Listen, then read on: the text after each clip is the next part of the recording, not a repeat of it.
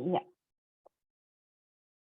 We're going to record this meeting, so we have it for those who couldn't join us today, but will be able and eager to join the following sessions, because we are planning to do this follow-up of today's short session, because this topic is very important, and the discussion and the case we are bringing today for the discussion, and also co-creation we're planning, also are very important for all our group of Ukraine, and we suppose also for U Network. Thank you everyone who joined us, and we are diving in. We suppose that we will end up at something like 1 hour and a half, maybe a little bit longer, like plus 10 minutes. In the very beginning, we want to say that now Ukraine is passing a great transformation together with the whole world. We are, coming to this curve of changes and transformation. We are not unique, but we are in a unique situation since the war started unexpectedly, and we had to make a quantum leap in changes and our understanding of world and ourselves in this world, and very much it reflects what was told in the beginning of yesterday's session, and thus we want to start with a question. What do you generally know about Ukraine? We wanted to ask, but before we wanted to ask one person who is not Ukrainian. Have you ever met a Ukrainian in person? Because we have only one Ukrainian joining us, so we wanted to ask you: have you ever met Ukrainian alive? Oh, we don't have this person.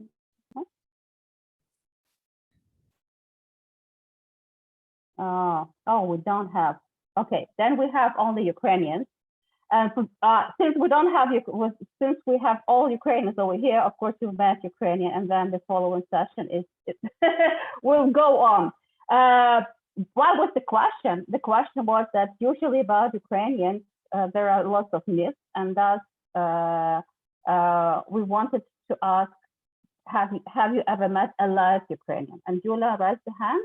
Yes, can you reflect? Yeah, I raised a hand because I'm in Italy now, and I would like to describe a phenomena that can partially answer your question, Zwinka, about what do people here think about Ukrainians, because last 2 days ago, I've been invited to the refugee event, and I was speaking to Italian people, and they were surprised by the changes they see now in Ukrainian people they meet, because they are used to see here Ukrainians who come for looking after the elderly women and men here in Italy. This was the usual image of Ukrainian that came here for decades. And now they see the very different image of Ukrainians that want to come back to Ukraine, that are speaking about the future of Ukraine, that are not going to stay in Europe for long, and see their future on their motherland. That is the phenomenon I would like to share, and I really appreciate your question. Thank you. Thank you for a comment. Actually, for previous work we've been doing in the team, and that we are very diverse Ukrainians, with very sometimes polar points of view, and what was going on during the translation, the big discussion, the same was during preparation of the session. So it's really one of the things, thank you for noticing, is that we are different. We are different as Ukrainians, and we are different in our goals, values, lifestyles.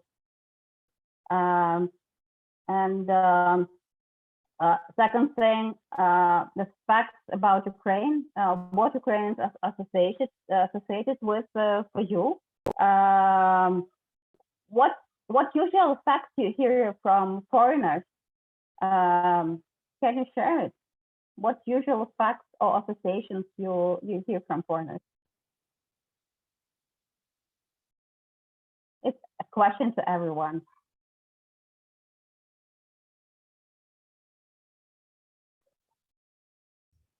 Now, what I hear lots from people here is that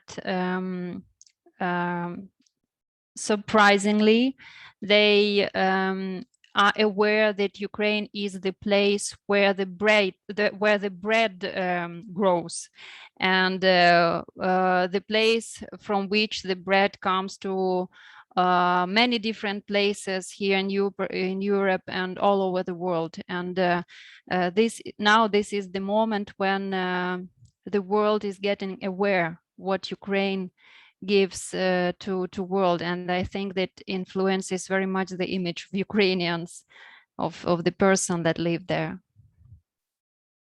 Thank you, Julia, for comments.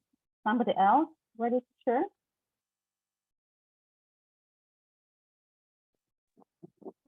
I hear about agriculture. That's from everybody. So everybody knows that we are huge in terms of agriculture, but they don't know why. Quite often, they don't know about the rich soil, etc., etc. And the next thing, I usually hear it in a very surprising tone, like, "Oh, but why are there so many IT experts from Ukraine of such a high level?" Yeah, I see. So, yeah, that's something that surprises them. Some facts with our team that prepared this session, some facts we decided to share with. And that's Ukraine is the biggest country of continental Europe. That's something that surprises many because like a few days ago, I've met Italians and they said, we never heard about Ukraine as Ukraine before. So even the name was rather connected to Russia or not existed in the map of the world. And suddenly it turns out it's the biggest country of Europe.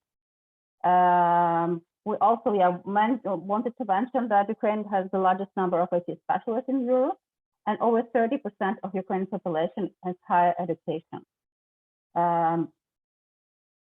Those are probably the most important things to share. Also, that we are having good tradition of democracy, and our evolution goes through revolutions, and we had already 3 of them. That we are very diverse in ethnic.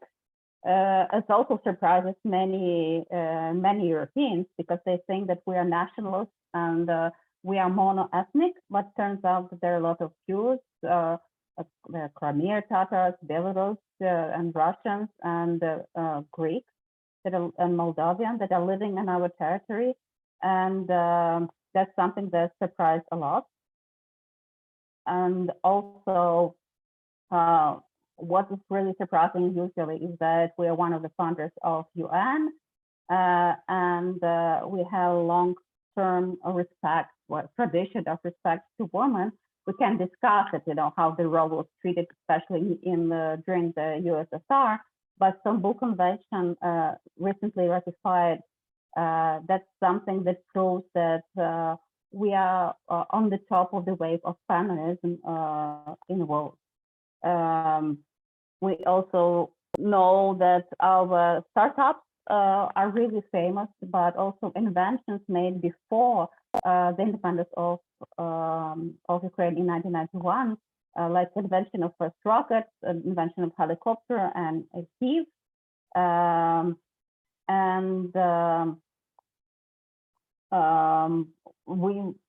what's really also surprising is that more than 90% of enterprises at all in Ukraine are small or micro enterprises, and that makes us a very entrepreneur nation. Plus, green economy and green economy grows sufficiently. And yes, we are the basket not only of the Europe, turns out that we are the basket of the world, and the world depends on us. We wanted also to share some facts about about Ukraine and the war. By the way, I want to congratulate everyone with Ukraine becoming finally officially a candidate to EU. We got official status today, so it's really great celebration. And that's also strange outcomes of the war we are having, that we are transforming very fast and we are jumping in the possibilities like of transforming not only myself, not only the society, but also the role and the place of Ukraine all together in the Europe and all the systems. With this transformation, we are keeping main ideas and main values that were traditionally set in Ukraine, and that's something also reported. For example, talking about the feminism mentioned before, more than 36% of military people in our army are women, and that's really amazing number. Also, if we're talking, one of the stories we wanted to share with community is Roman Radoshny, who actually we cannot say that that's the typical Ukrainian. No, he's rather in the group of those leaders of changes and agents of changes that are proving his values with not only words but actions. He was one of the students who started a revolution of dignity.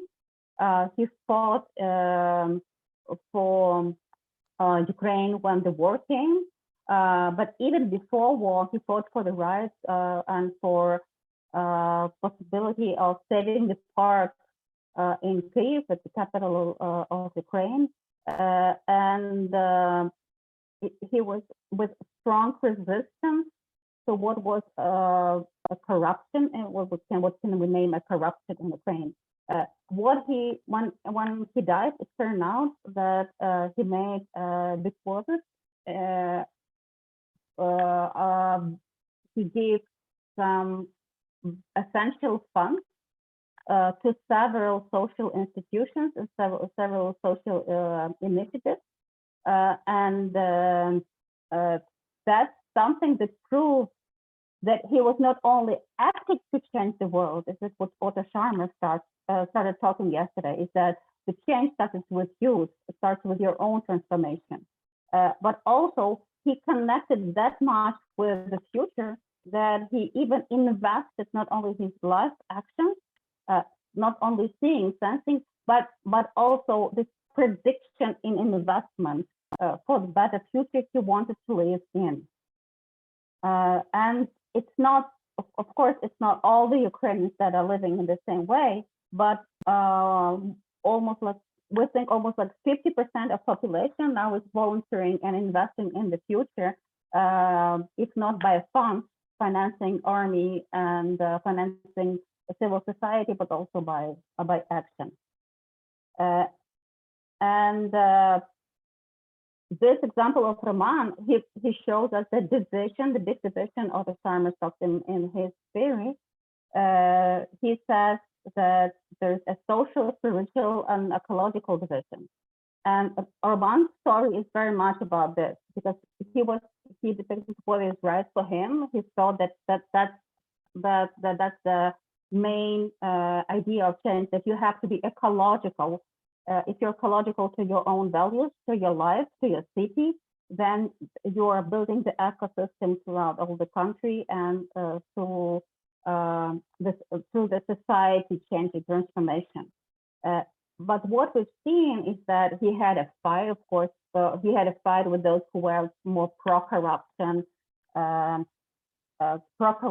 units in our country. And he was even brought to the court, but activists were protecting him. So, those divisions and breaks that all the time they're shown in the field of society and state. This war that started on 24th of February suddenly made a big merge between those two parts and moved us moved us to a next stage, next following step of transformation and development, when actually we started transforming ourselves personally as not a part of society, but part of the state, and started being more responsible for the state and what's going on this level. But then we faced that Ukraine is in a bubble. So first, a person was in a bubble, the activist, then society of activists. There were also active bubbles, sometimes even not connected. Then we grew to the level of cohesion between those bubbles and the state. And now we understand that we are in a phase when Ukraine has to fight for and get its place in the world, because there's big division between Ukraine and the world. And well, I wanted to share also my story, how I came to and understood something about this division when the war started on 24th of February. It started for my family immediately and directly, because I live in Hostomel, which is close to Kyiv, and that's the town where a big airport, Hostomel Airport, where the biggest plane in the world, Mriya, has been settled and then destroyed. So the war started for me in the morning, not with sounds, not with war sounds, but with call of a friend of my family, and he called us back immediately, because the war was started. And it was Sunday, day before I worked, and I had a really tough timeline before. And I wanted, well, it was like, really surprising. The life settled, everything was in a row, the timelines, clients, great projects, big plans, and suddenly everything was crushed. And that was the moment of when everything was frozen because of despair, because we were so close that we've seen a helicopter flying over the house and rockets flying over our house.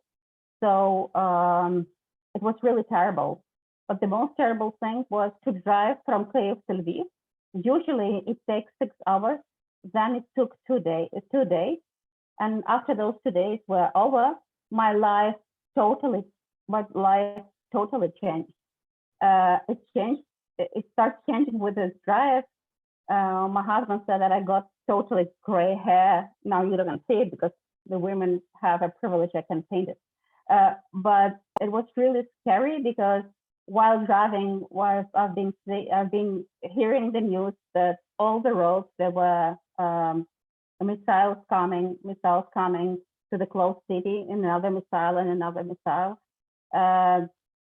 We survived by the only one reason. We survived because when I heard news that that soldiers are coming to the city, to this small city, this small town, I just immediately remembered the story of my grandmother, who survived both Soviet army coming to Lviv in 1939 and the fascist Germany coming to Lviv later. And she said that if you ever hear that the Russian soldiers are coming and they're against you, run. And that's something I remembered very good, so we were running. So first it was really frozen. Something, the most important thing was no emotion, just grab yourself, grab your family, sit in the car and drive as fast as possible. But then the fast reaction was go and save people. Do whatever you can, because you've saved your life already. Do whatever you can to save other lives. So what I started with was supporting initiation of the UN humanitarian mission office in Lviv.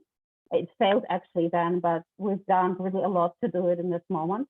When we understood that it's failed story, we started our Lviv city humanitarian camps to help refugees and people temporarily displaced to cross the border. and get to other countries safely. Social diplomacy and helping media is also something I have been doing since this almost month, and it's not exclusive. I should say that everything I've been doing, lots of Ukrainians were also doing, and everything was for free. It was not paid job at all. And in the first days, hours, Ukrainians started helping everyone they could. So army, economy, central displaced people, with food, with logistics, with psychological help, everything that you, when in the moment you understand you are safe, you're starting saving and helping other people.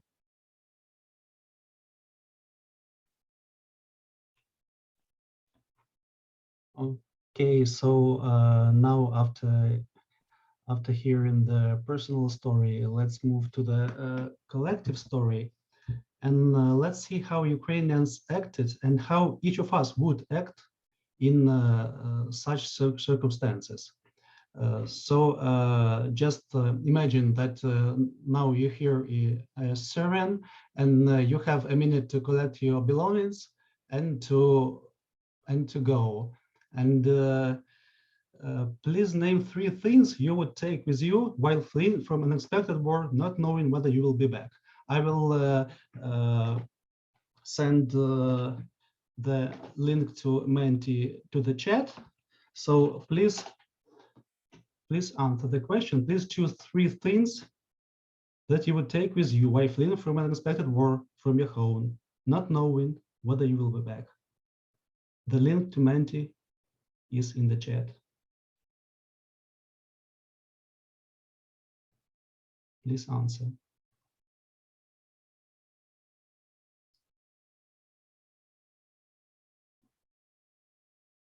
I can hear the siren.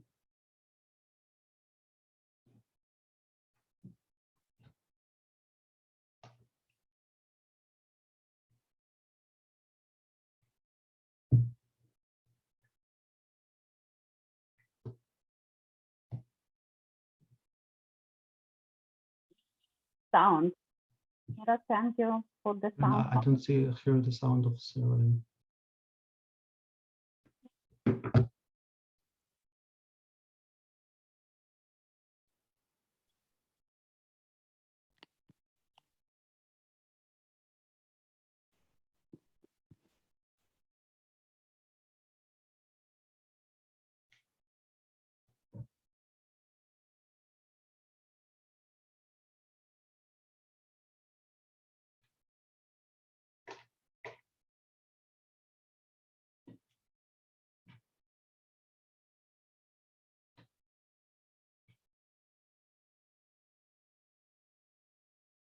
So what do we see?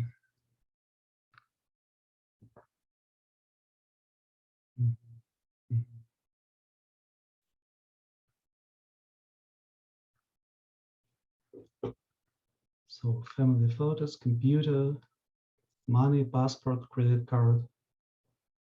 Well, yeah, so mostly practical things that you can take quickly and that you definitely need.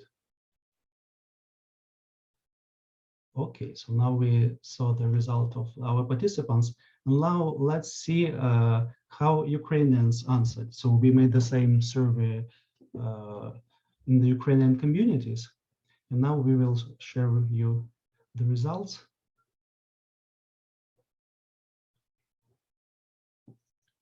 So as you see, the answers are mostly also practical things like documents, money, notebook, and telephone, clothes and medicines, and especially it was important in winter because it was cold. But some people paid attention not only to practical things, but also to some meaningful ones, like some favorite book or favorite mug or CD with family pictures.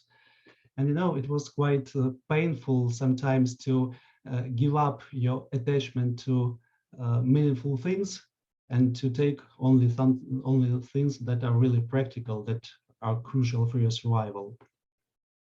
But also, I have to say that at the same time, even in these conditions of constant existential threat, Ukrainians think not only about physical survival. Social and cultural life goes on in Ukraine as well. Work in restaurants, libraries, and various public spaces, concerts, art, musical and cultural events, business and social events and activities are really thriving. You know, the war made social and cultural life in events a little bit dangerous, but at the same time, it lit the spark of inspiration to make it even more active and creative. And perhaps that is very important point, a pillar that supports us in these terrible times. Well, and now we know we have some 3 things that we would take with us. And now, having these 3 things, what would you choose as main focus for your activities? Please name 3 priorities you would choose in case you wake up into war. You can see the poll, so please choose 3 things that you would focus, 3 activities. That would be your main focus in these challenging times during the war.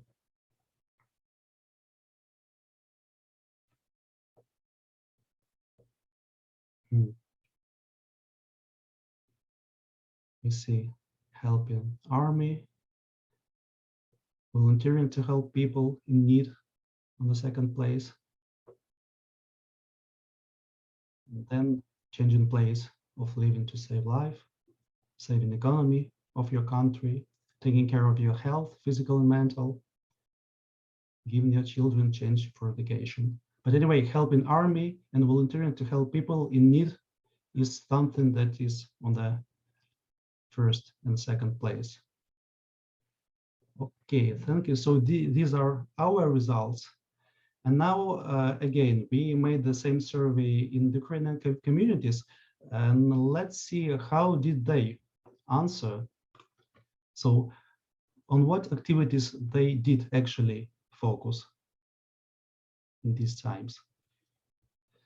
And we see, again, this, we have actually very similar results. So the activity that took first place is helping army, because everyone is aware of our responsibility for this main battle in our life.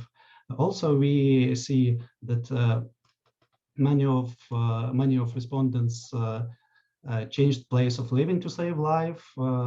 Also, many of them considered health care, physical and mental, and it's a very important point because, you know, even if you're not physically injured, constant existential threat and stress impacts dramatically your mental condition and also your physical conditions as well. And so it's crucially important, you know, to take care of yourself, especially in such a long run, to be able to act and to live effectively.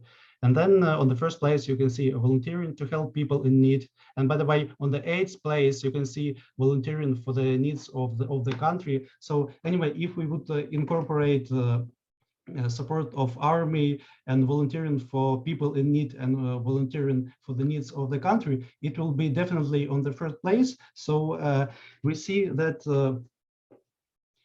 actually the nation, the community, the society are main actors that really support the country in these difficult times. As you may remember, actually no one believed that Ukraine would be able to resist Russia more than 3 days. And I believe that active society that took the responsibility for the country, not only on the individual, but also on the collective level, this is something that really made it possible. You can defeat army, but you cannot defeat the nation. And if people and army are combined together, that it gives some synergy that is really unbreakable. So in Ukraine, really, literally everyone in Ukraine and out of Ukraine, literally everyone is doing everything possible to support the army, the country, and to support each other. And everyone feels guilty that still I'm not doing enough. Yeah, I'm sure that's example of shared awareness we're talking about in the very beginning. Yes, and even on the next slide, we can see the scale of the activities of civil society. Yeah, so we can see that all that yellow spots, these are Ukrainian NGOs and volunteers, and some international organizations like UN. They actually takes quite small portion on the activities, and so the activities of people of civil society is something that is really we really can see it, we really can experience the result of these activities.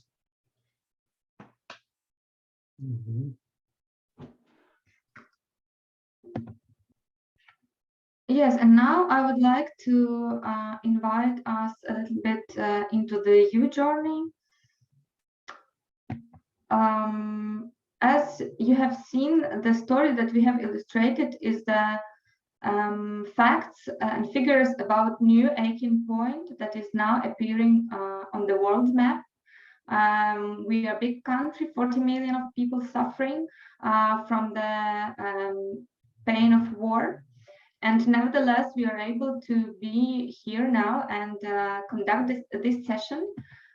What makes us resilient, and how we made it to the point that we can actually, despite the sound of sirens in our cities, still work and still believe that the future is good for us.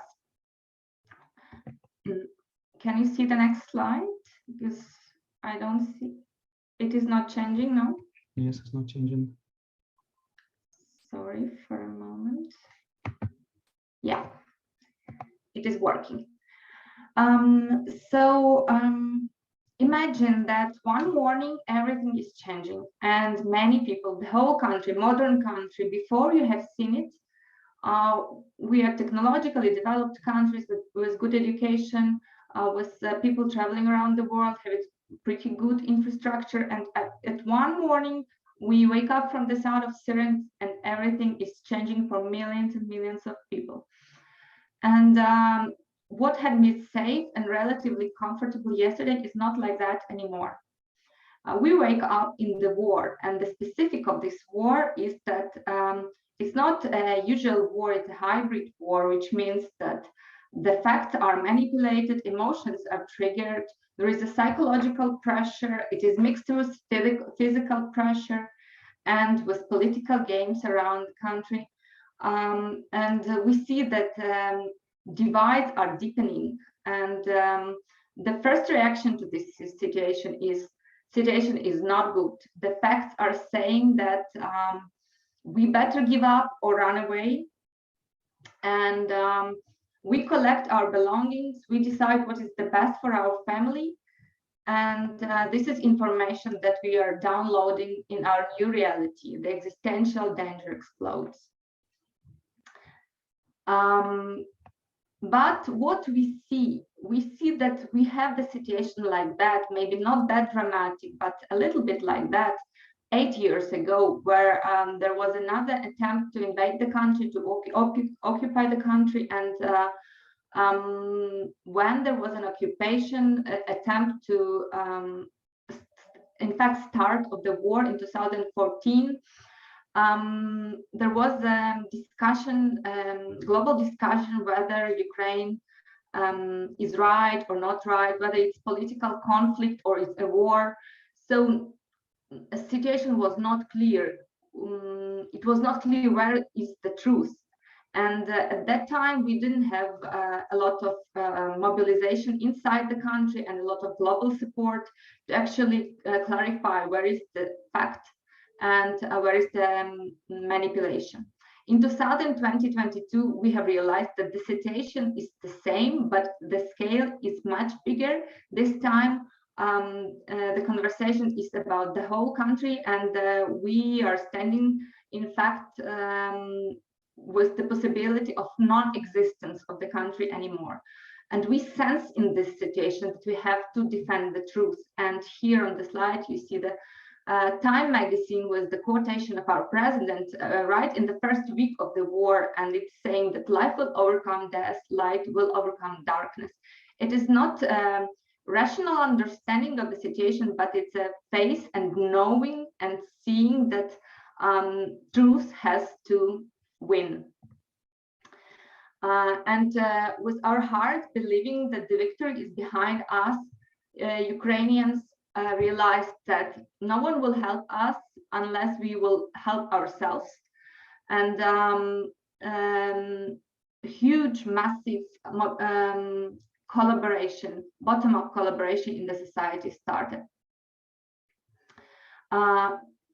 Knowing that there is objective danger to our existence, we have been sensing that the truth is ours, and it opened our hearts and gave us power to resist the army 30 times bigger than ours.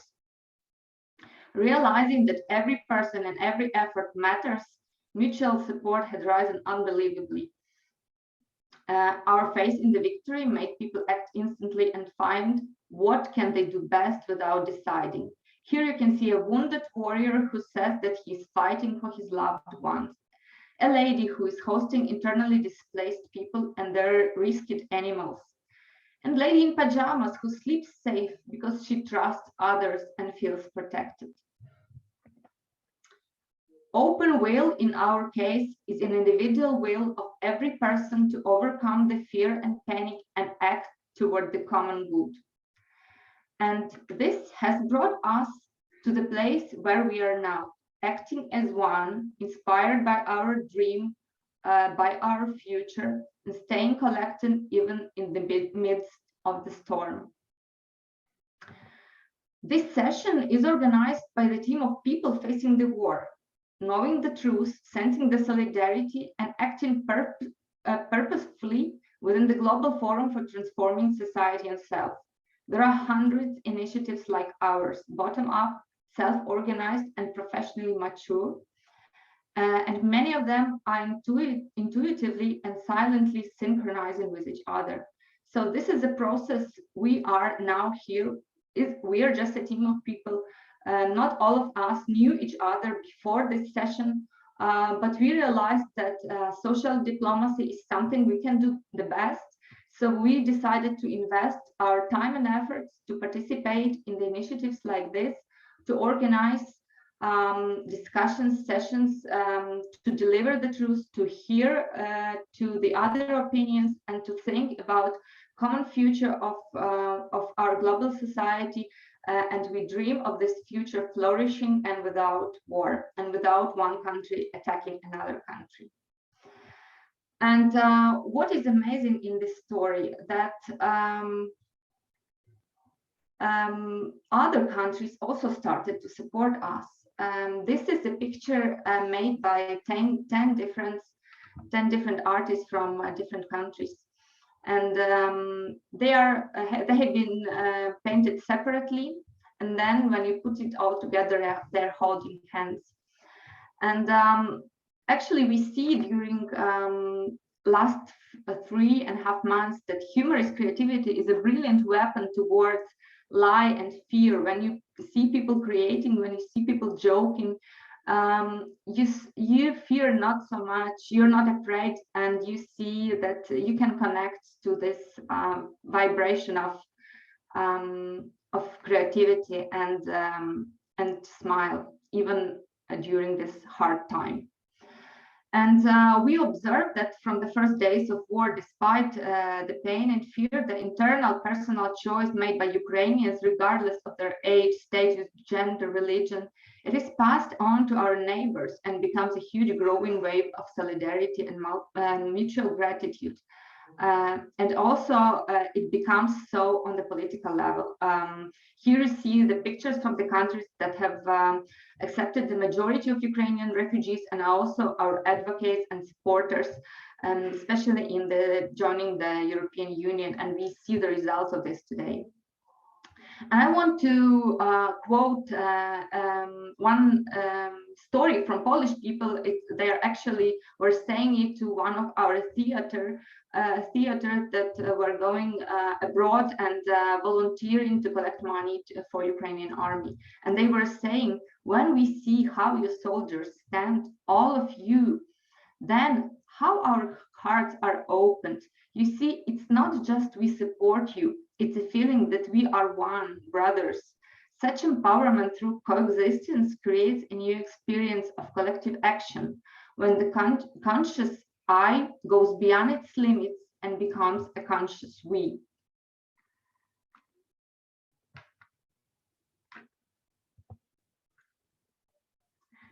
It's a good time for me to jump in and to ask you a very vulnerable question. I think it's usually a very important question, especially when we do not want being distracted or being frustrated to answer it. The question about the future. I probably hope that not only Ukrainians that are here today, but also our international foreign members of EU society and EU network are joining us and answering this question as well. What the question is, actually, what is emerging? What is emerging in we space? What could we come up with? What can we imagine if shared awareness is implemented in your society? Then I say your society, I mostly mean our society, us here. But for those who are joining us in recording, please think about your society. Just imagine the picture that shared awareness is implemented. What 3 words come to your mind? You can even close your eyes, feel. And first 3 words that come to your mind, I would like to ask you to write in our new Menti link that is already in our chat. Please come there and I will share our answers. I think it would be interesting. What 3 words are coming up?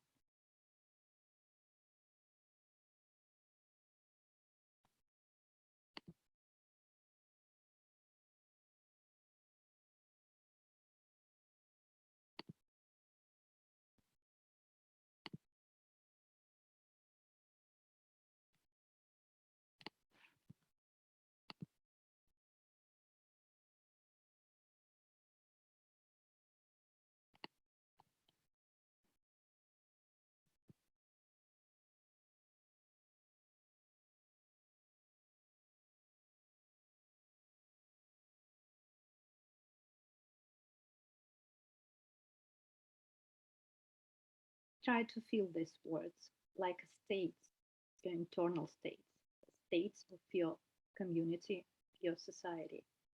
That's not from your cognitive system, that's from your heart. From time to time, we even can feel it in our body. That's sometimes just archetypical journey, archetypical source of energy. You already can see on the screen. Can you actually? Can you see the screen of my Mentimeter?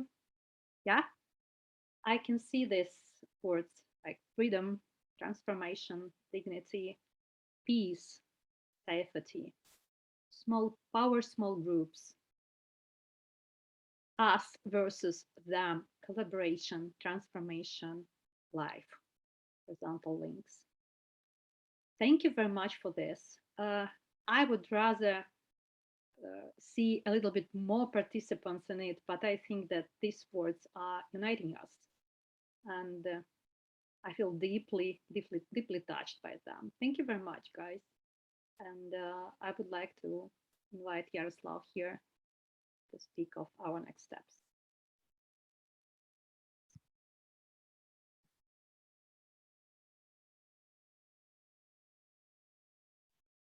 This slide, actually, I can comment, but I think that everybody here know what's going on.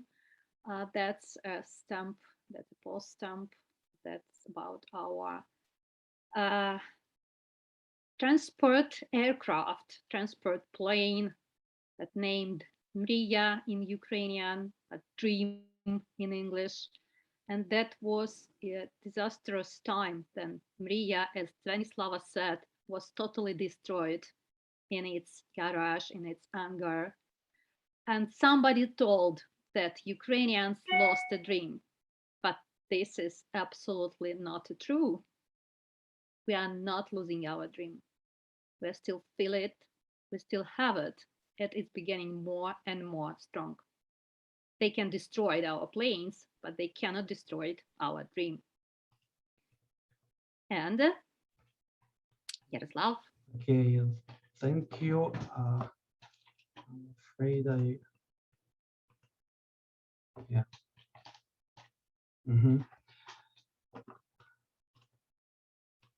Okay, so now we see that we dreamed up the vision of the personal future and vision of society where shared awareness is implemented. But as mature, responsible persons, we should take responsibility to take actions to make this dream come true. And actually, that is something that we're inviting you to do together. So based on that, based on what we dreamed up, please consider what I personally and we collectively can do to implement this vision and future. We will invite you to discuss this question, and we will invite you to write down your comments, your answers in a Jamboard. We will share with you the link to the Jamboard in the chat. Well, actually, we planned to make a discussion in breakout rooms. So let's decide: do we have to go to breakout rooms, or I believe yes, we will discuss it in the main room. So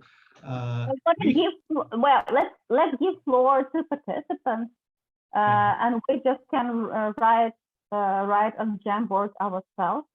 Katya, can you help us with this to write the answers on Jamboard on the class? Is it possible, Katya? Katarina? Yes, okay, okay. So we are writing in a Jamboard on the first page ourselves through the link, and after that we can see what come up on our screen. Okay.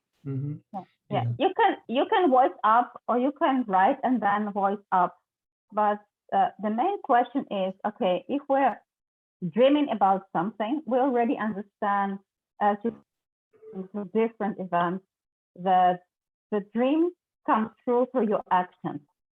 So what you personally or we collectively can do, like a real step, real actions to begin this transformation, and that will end up with great final.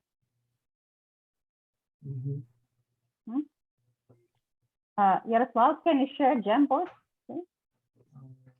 Yeah.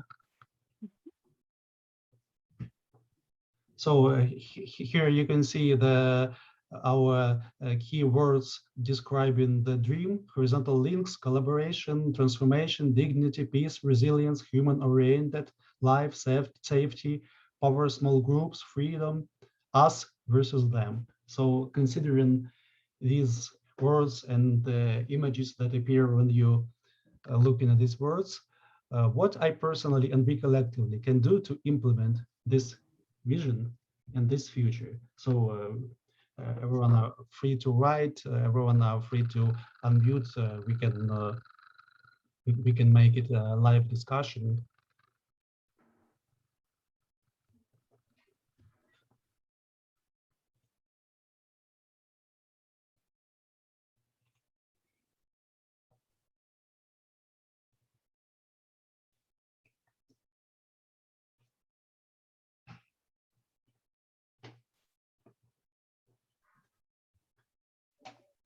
While people are thinking, I have a proposal. I've been touched in this poll we were making before for the main priorities we're taking, that people took healthcare, including mental health and physical health, as one of the priorities. And I think it's really very important to put it, is that I take care of my mental and physical health. That's something that helps me not to burn out, even if I'm volunteering constantly.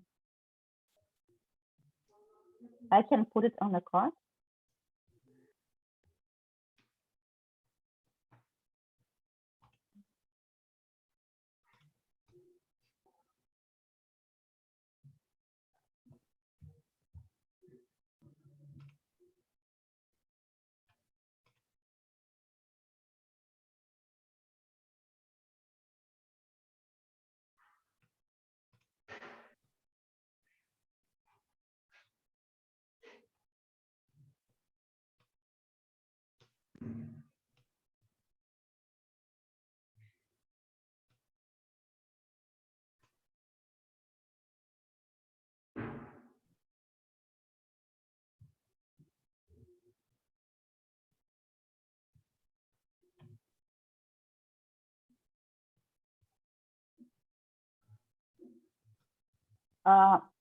We don't see it.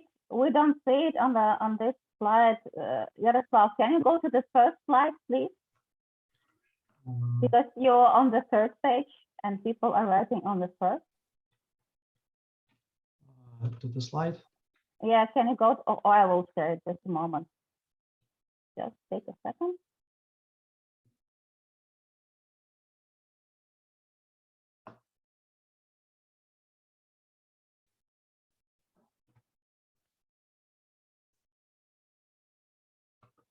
Yeah, you see that people started writing. Thank you very much. So what we have here, I can ask uncomfortable questions to clarify integrality. Okay, whose remark is that? Who wrote it? It was me. Okay, good. Yeah. So you I can raised one. You can ask one question or go on asking what you meant. Can you explain a bit? Let's do it like this. I can explain a little bit what I meant, and I can give a turn to another people. So I have three cards, three green ones. The first one about me personally as a coach. I'm just gave birth to the opinion that actually I can ask and proceed to ask uncomfortable questions that, as I see, can usually help much more than just insisting on my own truth, especially then we are in an international community. That's what I can personally do. Another thing that I can be a part of initiative group that initiating circles of solidarity with our international community. It can be here in EU network, and it would be very good if we use the common vocabulary for what? To closing, yeah, to make our, how to say, concepts, yeah, our paradigmas a little bit closer to each other. Despite the fact that we are using the EU theory, we can have, again, absolutely divided paradigms. So, and the third one, I think that we need all of us need mutual feedback, not to be on one part of a line. For example, to be very confident in what we are saying, what we are doing, with no feedback, or from another side, it's very, very close to us Ukrainians. Seems like we are a victim. We are not them. We are free people, and not to be in the position of victim. That's mine. Please follow me. Who is going to?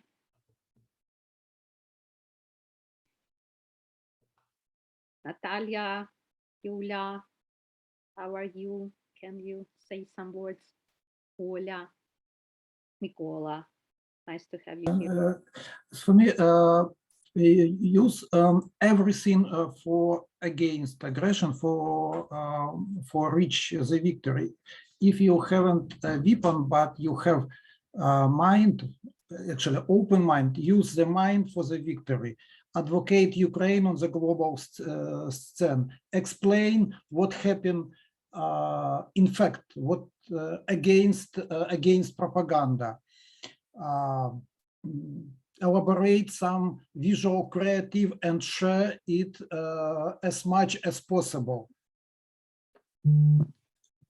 Great, Nicola. Thank you very much about visual parts, especially and global one. Thank you. Yulia. Does it go close to this initiative International Circus? Can we put like this? I think yes. Yes, Nicola. Is it close meaning? International community circles, yeah? Yes, it close, but I stress for the advocation, for the acting, for the proactive acting, for the rise some power. I can say that it's very close to mine, so, but thank you for this accent. Let it be together. I would like to have it initiative and proactive position as well. Thank you very much. Yes. Thank you. Yulia. Yeah, I would like to share too, and my sharing is, as always, very on personal level, person to person, and I see the war in Ukraine as the process of defending of important values for people of light, people of civilization, civilized world, and my actions to be open-minded, I guess, is looking a little bit around me to see about other wars going on in world now, because not only in Ukraine it happens. This morning I've seen that in last 20 years about 20 wars were begin, ended, some not ended. And on a personal level, to open my heart, I only have the one instrument I really believe in, is speaking and listening, wherever I can do it. For teachers, if I am in my sphere, my job, my work, and with other people I meet, and maybe not only those I meet by case, but to find the possibilities to meet people I can speak with if they are in the same situation as we Ukrainians are now. And I know that magically, when I am open-minded and open-hearted, speaking with the people, with a person, looking in eyes of a person and touched in my heart, I act. Because this is magic, that the emotion, the energy, the value that we see in the way the person struggle for their values, it gives us energy to act to. This is my sharing. That is what I am going to do. Yeah, thank you very much for such human addition and about values. Very touching. Thank you very much. Yulia Staltovna, nice to have you here. Hi, hello everyone.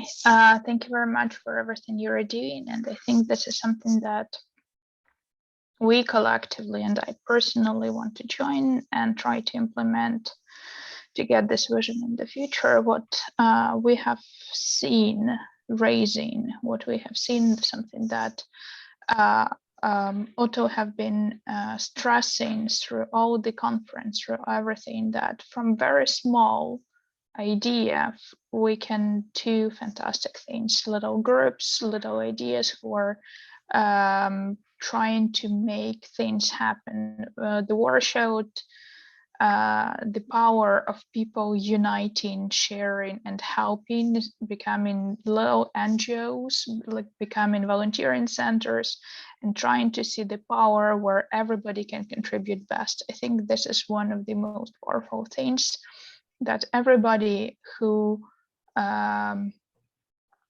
is affected by the war, which has 45 million people in Ukraine and 20 million people of Ukrainians out of Ukraine, and 7 million people of those who went to Europe and settled down for the 3 months. So that means that if we calculate roughly 500,000 families actually hosted Ukrainians. So all this power got together in one movement, trying to get our social connections to transform it to the power of the action. To every little person now feels that we are contributing to the victory. Every little person finally understood the power of his and her action. And like right now, the NGO is, the fund of Sergei Pritula is funding for 3 Bayraktars and already found the funding for 2 of them within 24 hours. This is a power of the national unity and small steps. He today wrote that most of the contributions, the donations are 2, 3, 4, 5, 10, 200 hryvnias. So this is the very small donations. On the end of the 3rd or 4th months already, this becomes the power that everybody feels is helping, is contributing, and is winning. Something that everybody understands, that a small idea, how can I find the medicine for the front line? How can I find the medicine for the hospitals? How can I get the armed vests? How can I get people who are I don't know, fleet? How can I get them the food? How can I get them the everything that they need? How did I have a lecture? How can I donate this to the army, and so on? We all are the wave of 1,000 drops in the ocean, and this horizontal unity has a vector, and this vector is aimed to get these things done. So I think we personally, and I personally, found ourselves in a place of power of action, power of united action, but also in a power of being weak, vulnerable, traumatized, but not a victim. Therefore, even if we're weak, we're still powerful.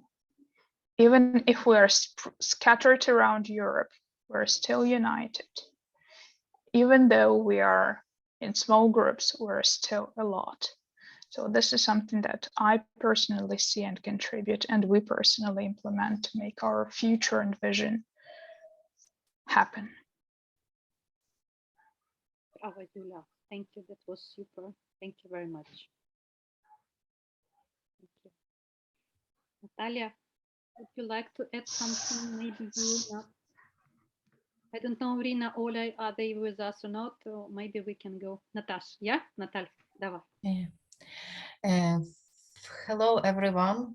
First of all, this is beautiful session. I'm very glad to join it.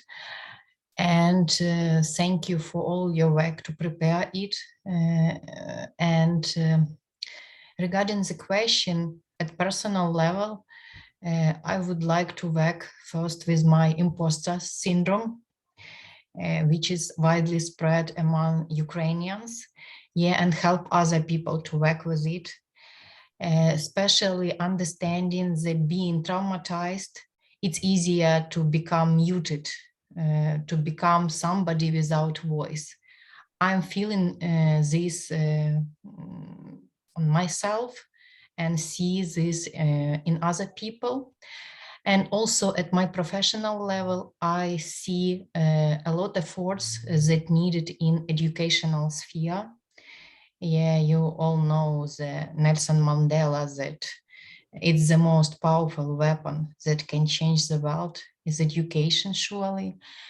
And just this is, I think, was before the war my main efforts, and I see even more possibilities now after 24th February. Yeah, also I see a lot of efforts needed in sustainable goals, supporting development of sustainable goals and supporting also inner development goals. So it means adult development, and adult education in general. And also one more thing that I added to my identity as facilitator, that now I am deeply involved into studies on collective trauma. Yeah, and I see a lot of possibilities to make the world better working with collective trauma. And also it will be strongly needed in Ukrainian society now and after war ends. Yeah, thank you very much. Again, I'm very glad to be with you here. I'm proud of you. Thank you. Thank you, Michaela. We are proud of you as well, especially to mention this big and deep topic of collective trauma that can unite us with everybody on this earth, because every nation has their collective traumas, and it can unite us as well. Thank you very much.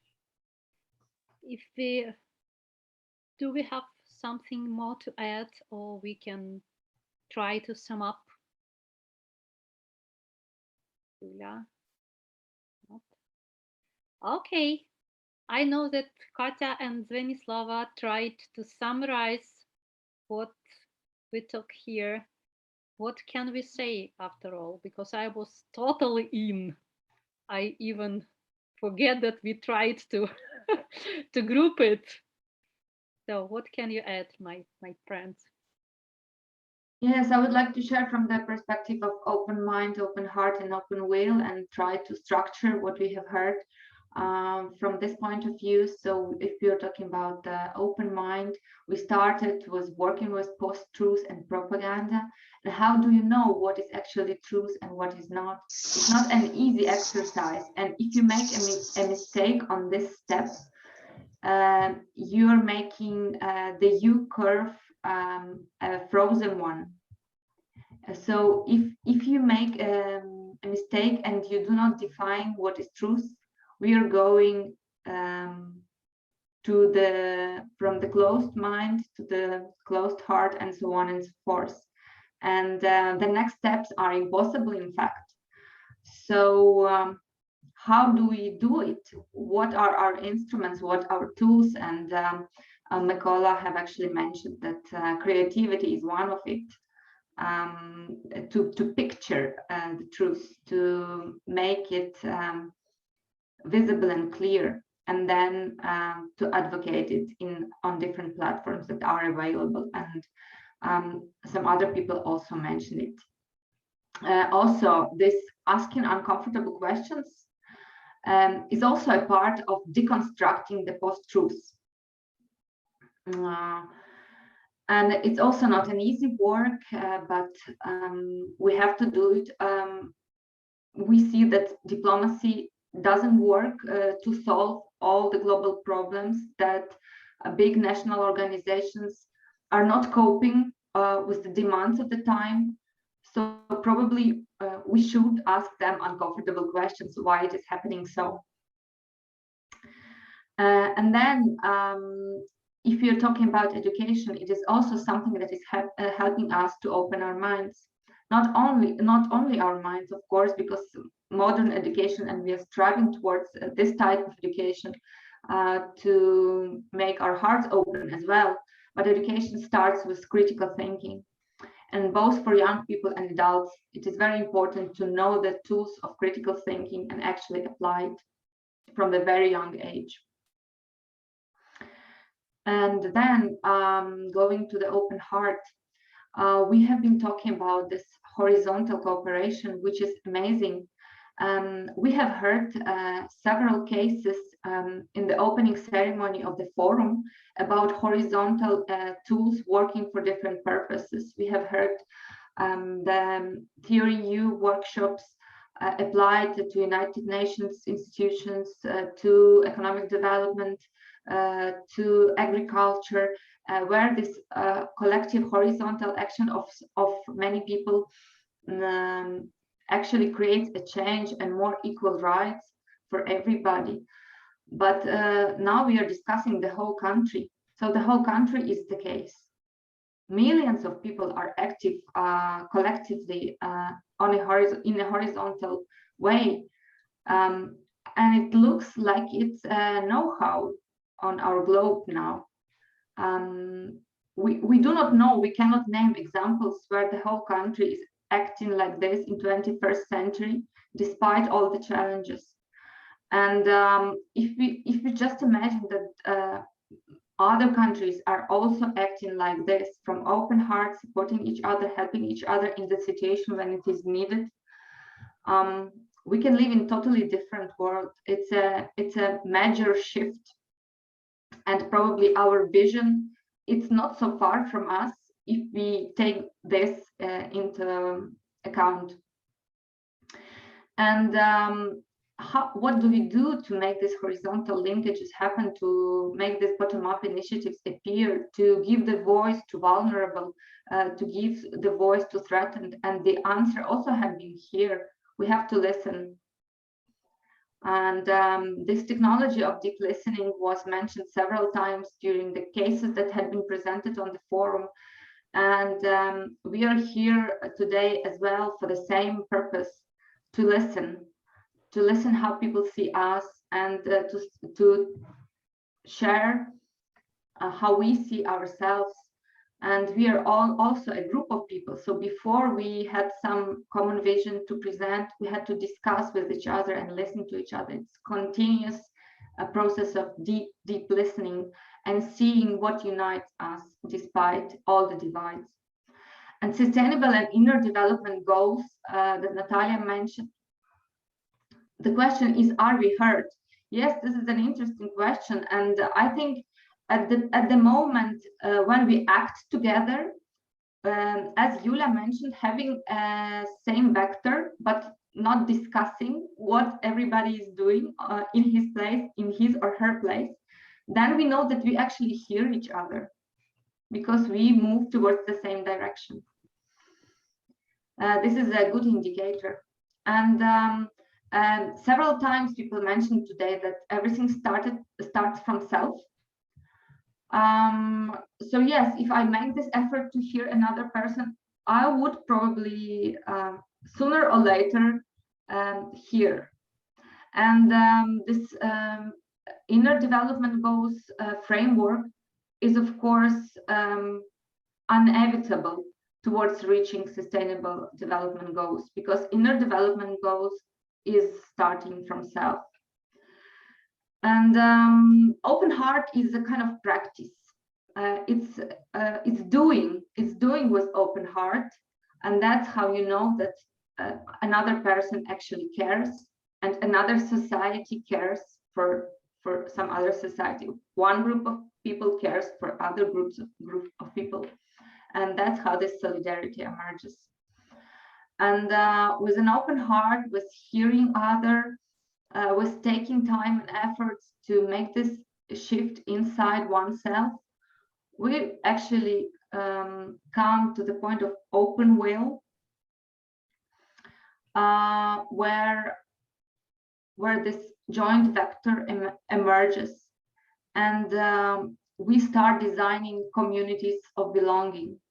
And we applied methods we know, everybody in his or her own area of expertise, how to bridge differences. And that is how we probably heal our imposter syndrome, because our joint action makes us see that we are valued by others and we contribute to the joint future. That's how probably I would summarize what we have done today. That it's up to us, everybody who shared today contributed in a way, because we actually feel how this can be done. It's not something impossible. If the more people can sense it and act with this in a background, our vision is having good chance to come very close. And in Ukraine, we have situation developing very rapidly. And challenge emerges, as it was mentioned today. The challenge is to collect money for Bayraktar, which is drone for army. And it takes us 2 days, 1 day to collect a huge amount of money to buy this. And the more challenges emerge, the more response comes. And this is amazing that it never ends. It's still, the response is coming and coming and coming. And we are still standing. And even though we were given 3 days to give up our independence. And I think this case is something that can be studied, and we should think all together how this can be applied in different disciplines for different countries, for different communities, and how we make this first step, seeing what is not true. Thank you, Katya. Thank you very, very much. And I would like to say a word about Are We Heard? I'm totally with you, Yulia, with that. That's also about my, I was an author of asking uncomfortable questions. I think that the one for us, and this is one that we can try to answer together before we are inviting other people to discuss our common issues. I think that it's a good one, because we are alone here. Yeah, it's the Ukrainian group here. It showed us that we are hearing each other somehow, but what about others? And that's a big, big question. It proves, sorry, because I also reflected very much to this, is that I also want to make small words about this question. I think it's really very important, because we've done all together with people in this group really big job and amazing effort to being heard. We've done audio garden, different stories. We've made translation of author article. We've met author personally.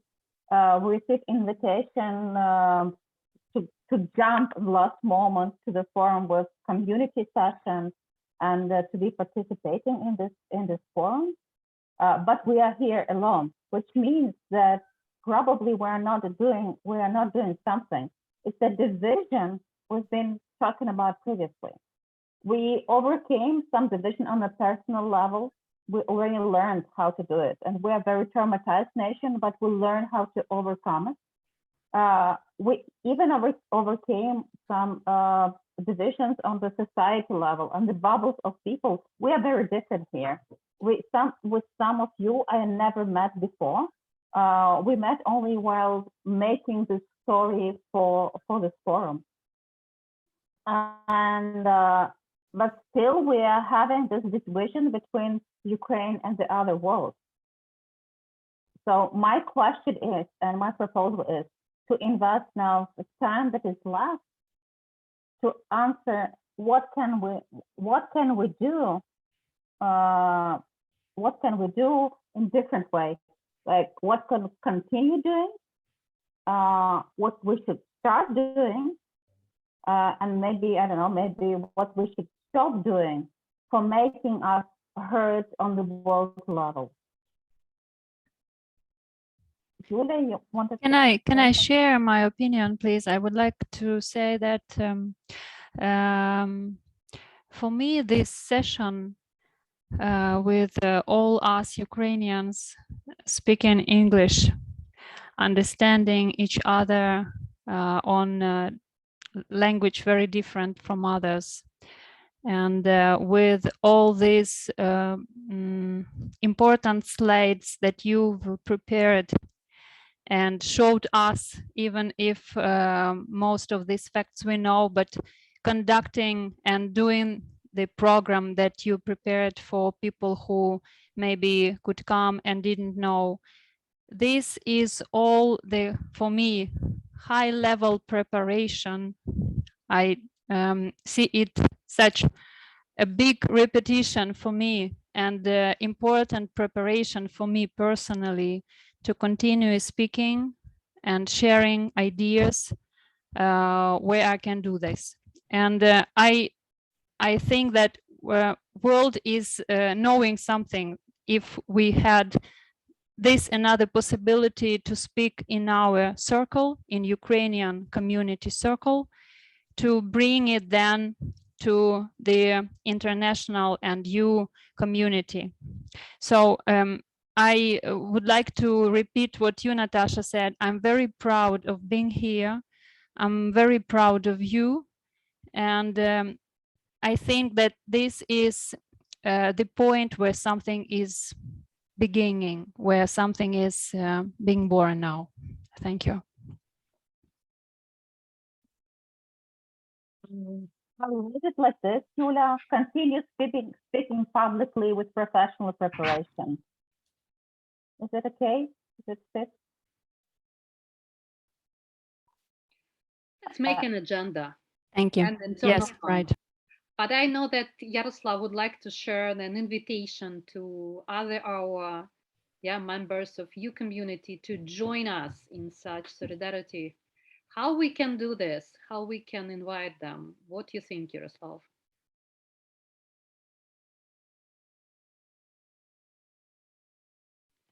We cannot hear you, Yaroslav. Just switch on. Sorry, it's good to be heard, as we just understood. Okay, yes, we are planning to make some follow-up events. We were planning to continue these efforts, and so if you would like to stay in touch, so please write your email in the chat, so we could inform you, send you some notifications about our upcoming events. Yeah, but in chat, it's not enough for those who are watching us in recorded version. We are happy. I put my email. Yes, please. Which you can find in materials about Ukraine. Yeah, Julia, thank you for your email too. Please contact us if you think you will be interested. Well, it will be useful for you to join the follow-up session after the forum, because we are planning and to have one, and we expect a brighter audience, including foreign guests, to go through this Uline and to dream with us and to prototype with us this future. I think that we can also ask each other to share their invitation to join us, to everybody we know in this community. If we do, I think it would be nice to have a personal invitation to join us, because as you see, maybe it's the common announcement, the open announcement, it does not work well.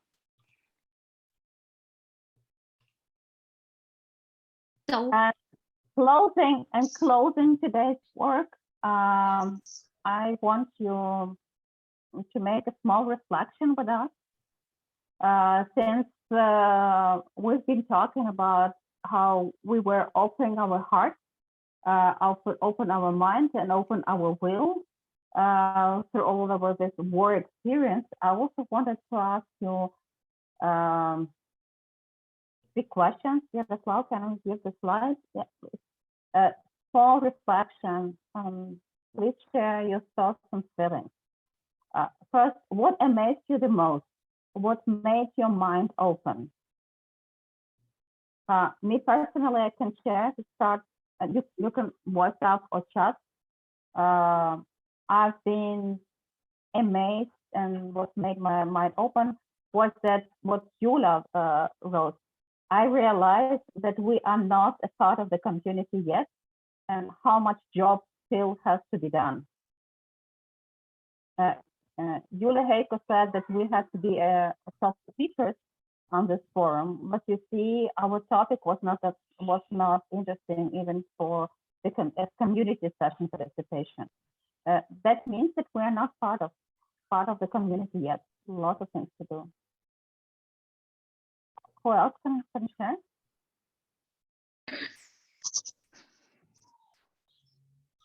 Can I? Yeah, sure. Yeah.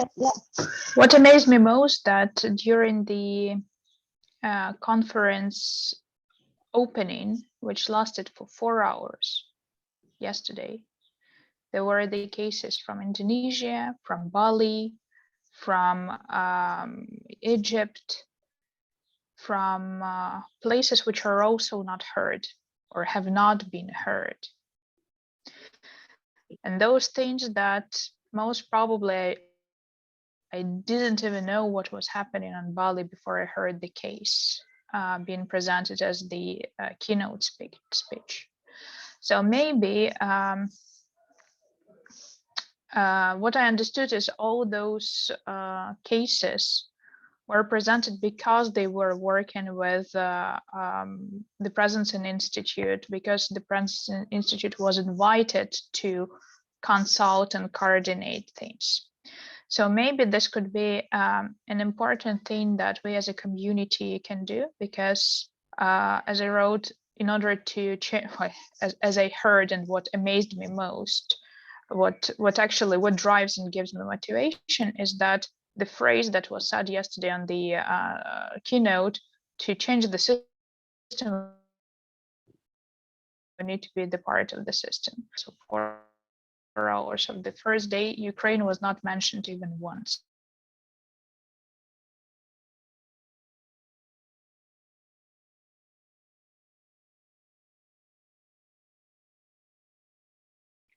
We have something with the connection with Yula. That we do not hear, and that most probably they also felt at some point of their journey, if we are talking about these terms, most probably they also had the same idea that they were not heard. The power of small steps, the power of small groups, the power of telling the story, pitching your ideas, knocking the doors, and most probably, as Irina mentioned, some personal connections, personal invitations, personal, grabbing the hand and come and sit with me, come and talk to me, come and listen. I want to listen, I want to ask you, and so on. So this is what about this conference. But if you want me to have a little bit of broader map and to see one step further, one level further, is what amazed me most, that very few international leaders, thought leaders, actually sat down and talked to somebody from Ukraine. I know 5 examples like this. I know Harari talked. I know the Fukuyama talked to our Fukuyama talked to Pecker. Harari talked to Sergei Plokhy, and 2 more cases, which may be a little bit lower profile people. But the very idea that amazes, touches my heart, and gives me drive and participation, that most probably we need to have this rather peer-to-peer connection with different communities. Maybe we should ask people from Colombia, from Bali, from Egypt, from this exact conference to come and say, hey, I heard your case. It amazed me, it touched me, it gives me motivation. Can we talk one-to-one, every of us, like we are 10 people here. Maybe we could just send an invitation to those people who are also knocking the very same door. We are at the very same door.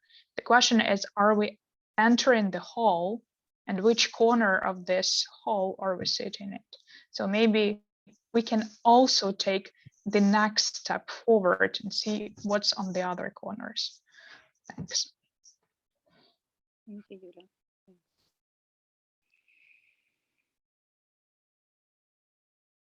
Well, we still have like 3 minutes.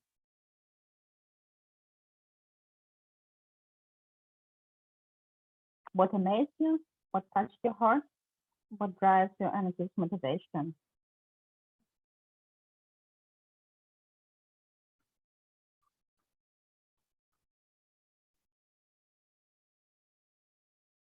Okay. Then I love myself to share the final version of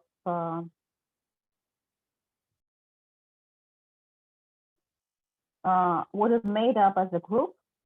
Actually, we made a U-curve. What I see is really a U-curve, but it's not only U, it's something that connects and can go on a circle. So it's you that becomes a circle, a unity. And I think that education, that's something that helps us being critical, that helps us to ask uncomfortable questions, to work with post-truth and propaganda, that helps us initiate international circles of solidarity to meet our world pictures, advocate Ukraine, define vision of the victory, to work with collective trauma, voice up Ukrainians with imposter syndrome, and joint action that heals trauma and imposter syndrome. That's something that will help us. Also realizing that we are adults in the room and there is no one else to protect us. We are responsible for this. And thus we are balancing the power of aggression with power of small volunteer actions. We are responsible personally for them. We advocate Ukraine as the winner, not the victim. We need mutual feedback, not to be narcissism victims. We take care of mental and physical health, apply improvements to bridge our differences, create interchange links between cities and countries, and then design communities for belonging. Think tank circles involving interdisciplinary specialities, observe, notice, and preserve the best ideas from all corners of the world, to create horizontal connections, trust, and support, to balance help refugees and war survivors, support democratic values, create sustainable inner development goal support, and to power small groups that once again call the circle changing the education, and then asking uncomfortable questions, and on and on. That's what we made up as a final of today's work. Thank you very much for coming, for investing your time. We really hope those who've seen this video in recording will join us for a community session. The details will be on Presence and Institute site. Thank you very much. Thank you, everybody. Hope to see you in other circles and to proceed. We have a lot of work to do. We have a lot of work to do. Yeah. Thank you. Дякую. Дякую всім. До побачення.